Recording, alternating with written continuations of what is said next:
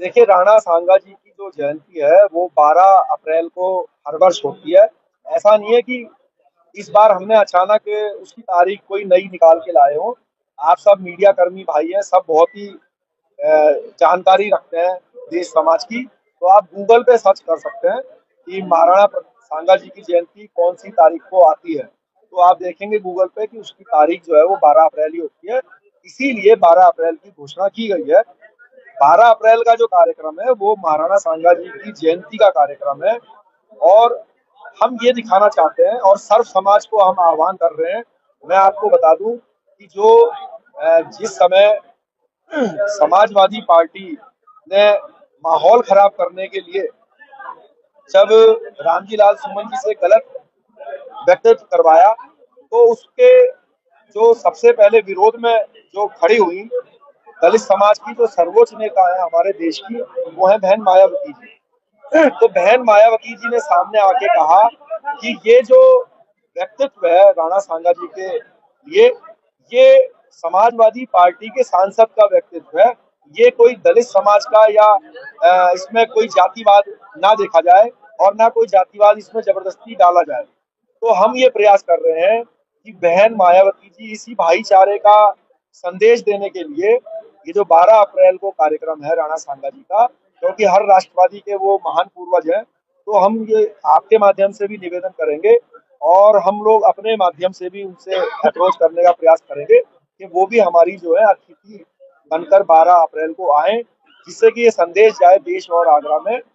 ये जो जातिवाद का खेलने का प्रयास समाजवादी पार्टी ने, अखिलेश यादव जी ने किया है, ये देश में अब नहीं चलेगा। शेषन जी, जिस तरीके से आप लोगों ने इसका विरोध किया है, रवि सिन्हा ने किया है, समाजवादी पार्टी का साफ तौर पर कहना है कि ये जो भाजपा है और ये रवि सिन्हा है वो देश का प्रभाव खराब करना चाहती है, जातवाद को देश को छोड़ना चाहती देखिए, कल अगर आपने पार्लियामेंट के घटनाक्रम देखे हो तो आपने देखा होगा कि अखिलेश यादव जी ने भारतीय जनता पार्टी का मजाक बनाने के लिए उनसे कहा कि भाई ये अपने आप को विश्व की सबसे बड़ी पार्टी बोलती है और इतने दिनों से ये अपना राष्ट्रीय अध्यक्ष नहीं चुन पा रहे हैं। तो उसके खिलाफत में अमित शाह जी पार्लियामेंट में खड़े हुए और उन्होंने कहा कि हमारी तो लोकतांत्रिक पार्टी है और समाजवादी पार्टी तो एक परिवार की, घर की पार्टी है, और आप तो 25 साल के लिए आगे अध्यक्ष हो। तो यही संदेश को आगे बढ़ाते हुए मैं बोलना चाहता हूँ अखिलेश यादव जी को कि जो आपके पिताजी मुलायम सिंह यादव जी ने जो ये यादव समाज की दुकान जो खोली थी जिसका नाम समाजवादी पार्टी रखा, और उस दुकान के सामने खड़े होके ये हल्ला मचाया, और अभी अखिलेश यादव जी आए दिन हल्ला मचाते हैं कि ये पीडीए पीडीए पीडीए। तो ये हल्ला तो मचाते हैं कि ये पिछड़ों की दुकान है, पिछड़ों की दुकान है। लेकिन जब हमारे पिछड़े समाज के जो भाई हैं, जिसमें हमारे लोधी राजपूत हैं, हमारे कश्यप भाई हैं, हमारे सैनी भाई हैं, हमारे मौर्य भाई हैं, हमारे प्रजापति भाई हैं, जब वो अखिलेश यादव जी के बहकावे में आके इस समाजवादी नामक दुकान के सामने खड़े हो जाते हैं, तो अखिलेश यादव जी को और सत्ता में ले आते हैं इस उम्मीद से कि हमें इससे नौकरियां मिलेंगी, इस दुकान से हमें योजनाओं का लाभ मिलेगा। तो सत्ता में जब दुकान में अंदर बैठ जाते हैं तो पीछे का शटर खोलते हैं अखिलेश जी, और पीछे से जो है अपने यादव भाइयों को इशारा करके पीछे से सारी नौकरियां और सारी योजनाओं का लाभ सिर्फ उनको दे देते हैं। तो जो हमारे सैनी भाई हैं, प्रजापति भाई हैं, गुजर भाई हैं, कश्यप भाई हैं, तो ये जो पिछड़े वर्ग के जो अन्य जातियां हैं, इनको तो समाजवादी के राज में कभी कुछ मिला ही नहीं। यही कारण है कि इनसे परेशान होकर, इनकी नीतियों से परेशान होकर निषाद पार्टी बनानी पड़ी संजय निषाद जी को, अनुप्रिया पटेल जी को के पिताजी को, सोनेलाल पटेल जी को पिछड़ों की एक अलग पार्टी बनानी पड़ी। क्यों बनानी पड़ी? क्योंकि वो पहले मुलायम सिंह जी के साथ लाइन में लगे, जब कुछ नहीं मिला तो उन्होंने अपने अपने अलग एक पार्टियां बनाई।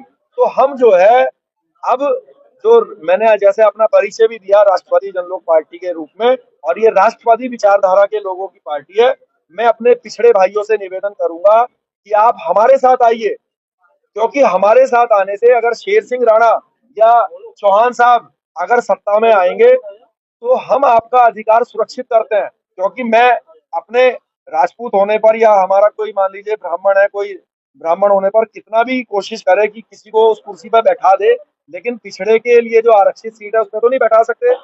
लेकिन अभी क्या हो रहा है कि मुलायम सिंह जी और अखिलेश जी सत्ता पे तो आए पीडीए पीडीए करके, लेकिन कुछ दिया नहीं। तो हम जो है, जो इन्होंने जाति का जो गेम खेलने का प्रयास किया है, रामजी लाल सुमन जी के कंधे पर बंदूक रख के, अपने शब्दों को रख के, तो हम इस मानसिकता को, इस समाजवादी पार्टी की दुकान को हमेशा के लिए बंद कर देंगे।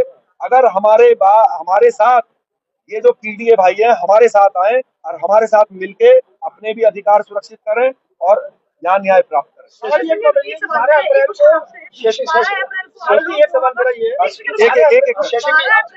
जी, आप ये दलित राजधानी आगरा को कहा जाता है, तो दलित समाज का भी 2 दिन पहले प्रेस कॉन्फ्रेंस कहा कि जिस और तरीके से जब ये लोग वहां पर शांतिपूर्वक प्रदर्शन करने के लिए गए तो उन लोगों ने वहां पे पत्थर का जो है पथराव कराया, लाठी डंडे चलाए, जिसके कारण बहुत सारे युवा घायल हैं, जिसको हम अभी अस्पताल में भी देख के आए हैं।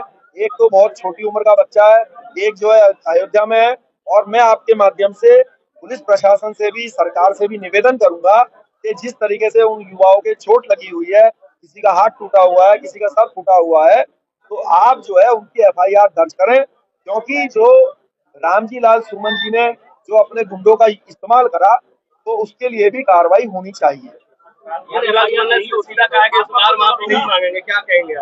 देखिए, जब हम राष्ट्रवादी जनलोक पार्टी की सरकार आएगी तो रामजी लाल सुमन जी के ऊपर हम लोग दंगा भड़काने के कारण एनएसए लगा के उनको अंदर की सैर कराएंगे, और जो उनकी कोठरी होगी उसमें चारों दीवारों पे जो है बाबर की फोटो लगवाएंगे, जिससे कि उसको बाबर के चरणों में, अगर उनको आइडल मानते हैं तो उनको उनके पास 1 साल तक रखेंगे। रामजी सुमन ने ये कहा है कि या तो पुलिस जो है प्रोटेक्शन दी, अगर पुलिस प्रोटेक्शन नहीं दे सकती तो हमें अनुमति दे, हम निपटना जानते हैं। इस बयान को किस तरह से देखते हैं? देखिए, ये एक भड़काऊ बात है। किसी तरह की पुलिस प्रोटेक्शन की उनको जरूरत नहीं है, क्योंकि क्षत्रिय समाज कानून को हाथ में लेके काम करने वाला नहीं है। मैंने आपसे बताया, हम समाजवादी पार्टी नाम की दुकान को बंद करने जा रहे हैं। कारण ये है कि ये लोग जाति और धर्म में लोगों को विभाजित करके सत्ता में आना चाहते हैं। तो हम लोग जो व्यवस्था है उसके अनुरूप उनको जवाब देंगे जब चुनाव आएगा। इस जन्म में माफी नहीं मांगूंगा, ये कहा राज्य। सोशल मीडिया का दौर है, आज तमाम नाबालिग बच्चे हाथों में तलवार लेकर रील्स बना रहे हैं। ऐसे युवाओं का आप क्या कहना चाहेंगे जो कानून से ऊपर अपने आप? देखिए, ऐसे जो युवा हैं, मैं उनसे यही निवेदन करूंगा कि आप अपने लाइक के चक्कर में या अपने सोशल मीडिया पे फेमस होने के चक्कर में ऐसा कोई बयानबाजी मत कीजिए जिससे कि जातीय द्वेष फैले, या जो मंशा, जिस मंशा से अखिलेश यादव जी ने रामजी लाल सुमन जी को आगे किया कि 2 जातियों में आपस में जो है टकराव हो जाए, तो अगर हम उनकी मंशा को पूरा कर देते हैं तो हमारी हार है। हमारी जीत तब है जब हम समाजवादी के इस एजेंडे को फेल कर देते हैं, कि जो जातिवाद या जाति के रूप में जो उन्होंने लड़ाने का प्रयास किया उसको फेल कर देते हैं, तब हमारी जीत है। तो मैं युवा साथियों से अपील करूंगा कि आप भाईचारे का संदेश दीजिए, 12 अप्रैल की तैयारी कीजिए।